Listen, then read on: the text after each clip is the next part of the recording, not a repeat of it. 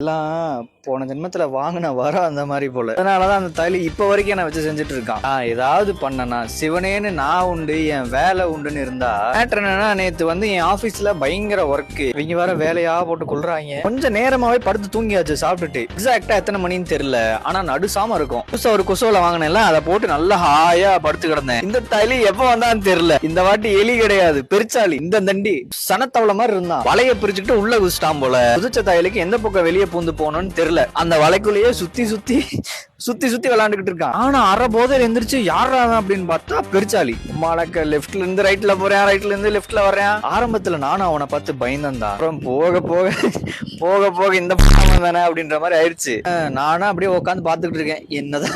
என்னதான் நீ பண்ணுவ, என்ன உன்னால பண்ணிட முடியும் அப்படின்ற மாதிரி நானும் அப்படியே ஆட உட்காந்து பாத்துக்கிட்டு இருக்கேன். நான் பாத்துக்கிட்டு இருக்கிறத பார்க்கவுமே இந்த தைலி பயந்து போய் ஒரு மூலையில நின்றான். இப்படி எந்திரிச்சு நின்றுட்டா, ரெண்டு காலையும் விரிச்சு. இந்த தைலி இப்படியே போட்டு தள்ளிடலாமா இல்ல வேற என்ன பண்ணலாம் அப்படின்னு சொல்லி என்னோட இன்னொரு மைண்ட்ல அப்படியே ஓடிக்கிட்டு இருக்கு. அப்புறம் நேக்கா வந்து கொசு வலையை பெரட்டி போட்டு இவனை வெளியே அமுச்சு விட்டு அதுக்கப்புறம் படுத்து தூங்குனேன். அப்புறம் உங்களுக்கு எல்லாம் இன்னொரு குட் நியூஸ் ஒன்னு சொல்லணும். இவங்க எங்க வந்து இனப்பெருக்கம் பண்ணி வர்றாங்க அப்படின்ற விஷயத்த கண்டுபிடிச்சிட்டேன். போய் பாக்குறேன், இவங்களுக்குன்னு ஒரு சிட்டி மாதிரி அமைச்சு உள்ள ஜாலியா வாழ்ந்துகிட்டு இருக்காங்க. மொத்த எலியும் போட்டு தள்ளிட்டு உங்களுக்கு ஒரு ஸ்பெஷல் வீடியோ போடுறேன்.